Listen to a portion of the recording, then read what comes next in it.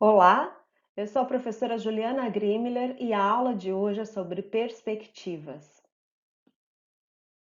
Os nossos olhos, eles enxergam através da perspectiva cônica, conforme está ilustrado aqui abaixo. Observem.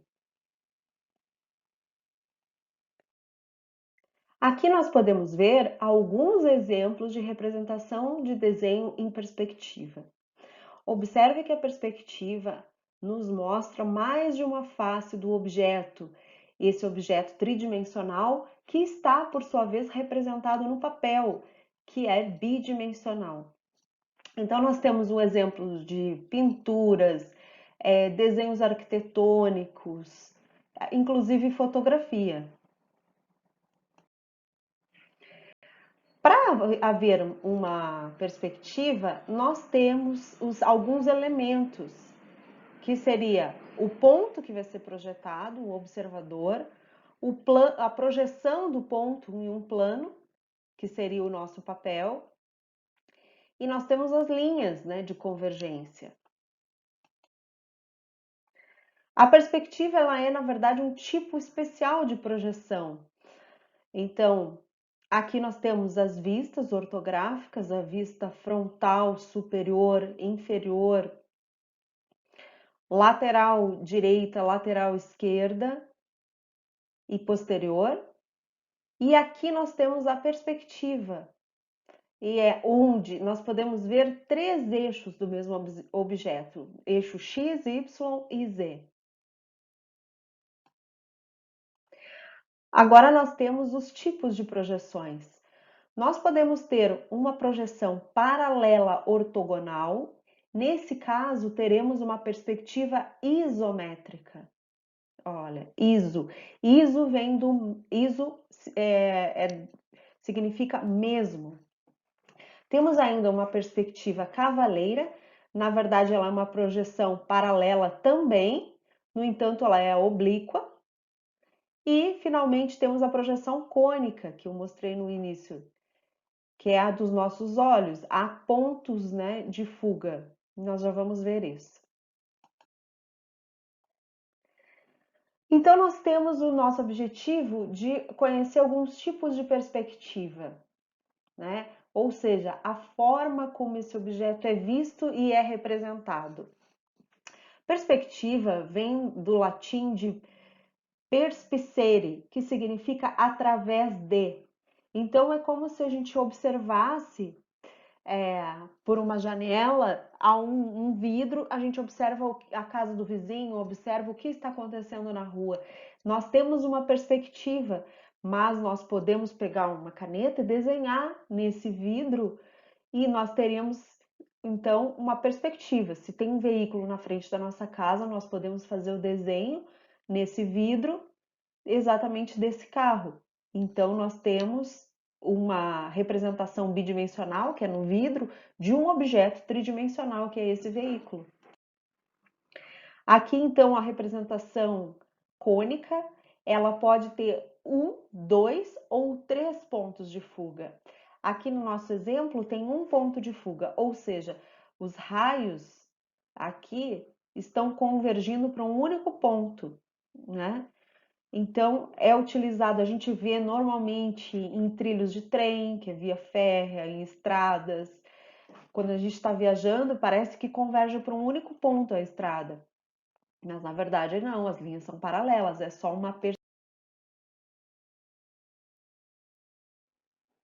então, então, observem que nesse objeto nós temos um sólido e a face principal, que é essa frontal aqui, ela não sofreu nenhum tipo de distorção, ela está em verdadeira grandeza. Aqui, olha.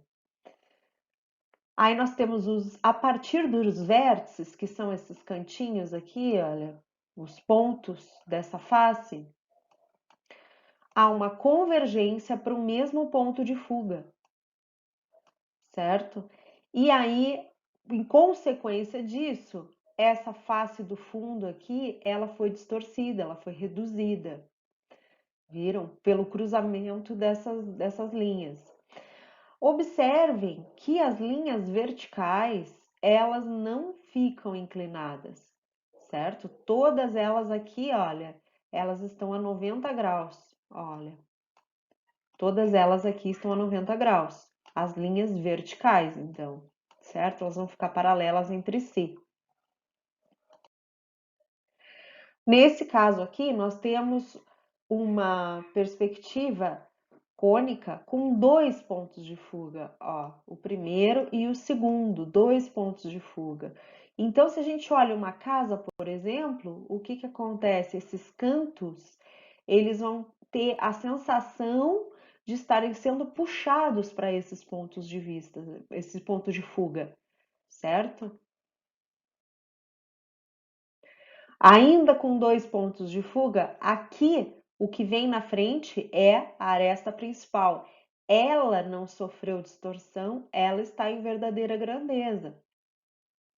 Aqui nós temos a linha do horizonte e a peça está abaixo da linha de horizonte. Os pontos de fuga estão na linha de horizonte. Então, é como se essas fachadas aqui, como essas faces, estivessem sendo puxadas para esse ponto de fuga aqui, olha, observem. Então, isso é o que acontece no nosso olho quando a gente observa um objeto tridimensional. É como se fosse um afunilamento dessas dimensões, né? Uma distorção dessa profundidade. Agora, nós vamos ver a perspectiva cônica com três pontos de fuga. Como às vezes vocês olham prédios representados assim, quando a gente olha um prédio, a gente enxerga então esses três pontos de fuga, né? E surge um novo ponto de fuga para definir o teto e o piso, que é a parte, vamos dizer, mínima e a máxima desse objeto. Observem agora as perspectivas cavaleira e isométrica que serão abordadas no nosso curso. A perspectiva cavaleira, ela apresenta uma face aqui, olha.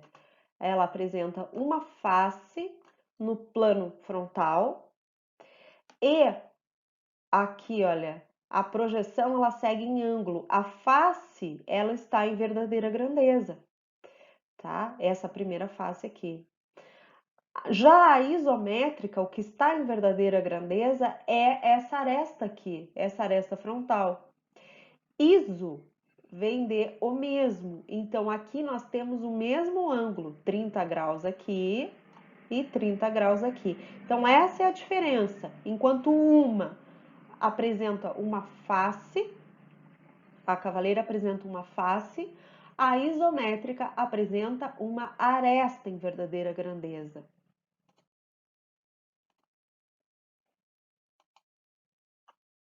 Vamos ver um pouquinho da perspectiva cavaleira. Olha, nós temos aqui um cubo onde a face está aqui na frente em verdadeira grandeza e agora as outras arestas seguem em 45 graus. Olha, todas aqui essa aqui e essa estão a 45 graus, certo? Ó, nós temos aqui uma largura A, uma altura A e opa, temos uma profundidade de meio A. Por que isso? Isso é uma correção que se faz na representação gráfica para compensar uma distorção que haveria. Se eu fizesse tudo A e A, o que aconteceria? Haveria uma ilusão de que isso daqui é extremamente longo, como se fosse assim um tijolo e não um cubo, certo? Bom, então para 45 graus, esse eixo aqui, ele ficou reduzido em 50%. Agora nós temos outro exemplo aqui de perspectiva. Ó, cavaleira tem a face, que é essa fachada, e o resto aplicado um ângulo, olha. Ó, então dependendo do ângulo que é escolhido, há uma correção nesse eixo. A perspectiva cavaleira normalmente ela vem acompanhada da face em verdadeira grandeza e depois o ângulo. Esse ângulo ele pode ser para cá, ele pode ser para cá, ele pode ser Então, assim, olha, para cima e para direita, para cima e para esquerda, ele pode ser para baixo, para direita, perdão, para baixo para esquerda, para baixo para direita. Tudo é aceitável. Normalmente, esses dois de cima são mais aplicados, né? Então, a perspectiva axonométrica oblíqua, tá? Ela trata, ela trata assim, olha, dessa correção. Normalmente, aquele ângulo que eu mostrei que estava em 45 graus, ele pode ser 30 graus, ele pode ser 45 ou 60 graus. Agora a gente vai ver. Aqui, olha. Há uma redução. Em 30 graus, a redução daquele eixo é de 2/3. Então, eu teria 2/3 de A. Para 45 graus, teria meio A. E para 60 graus, 1/3. Então, quanto maior o ângulo, olha, mais precisa ser reduzido. Observem essa proporção. Aqui uma tabelinha, então, dessa correção. Ó, 30 graus, 45 graus e 60 graus. Esses ângulos aqui, todos eles estão presentes no nosso jogo de esquadros. Lembrando que a largura e a altura, elas permanecem a mesma, mas nós fazemos uma correção na profundidade, certo? Então, para 30 graus, aqui a nossa profundidade vai ser reduzida, né? Vai ser multiplicado por 2 divididos por 3. Em 45 graus, meio. Em 60 graus, 1/3, certo? Ó, um outro exemplo.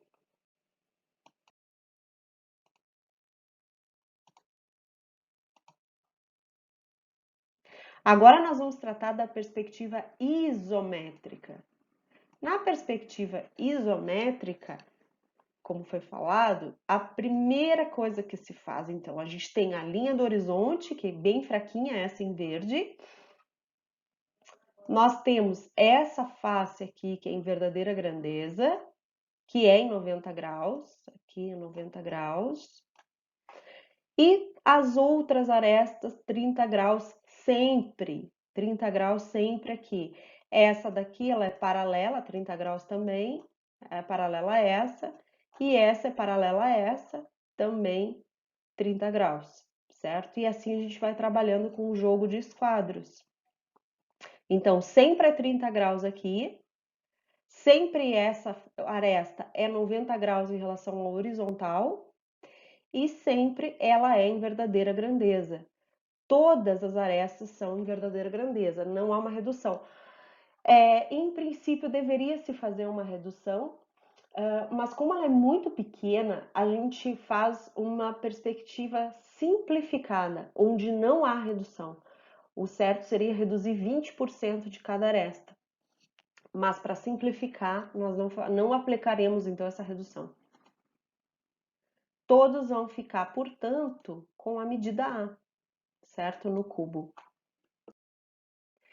Então, para finalizar, nós temos aqui a diferença de uma peça representada na perspectiva isométrica e na cavaleira. Na isométrica, temos aquela presença da aresta aqui na frente e dos 30 graus aqui, olha, de cada lado. 30 graus nessas duas arestas aqui. Lembrando que todas estão em verdadeira grandeza. Já na perspectiva cavaleira, nós temos a face aqui, temos a face, tá? Que vai estar em verdadeira grandeza. E há uma correção aqui, olha, desse ângulo alfa, tá? Ele tem uma correção. Lembrando que ele pode ser de 30, 45 ou 60 graus. Cada um vai ter a sua correção adequada. Então, essas foram as duas perspectivas que nós vamos estudar.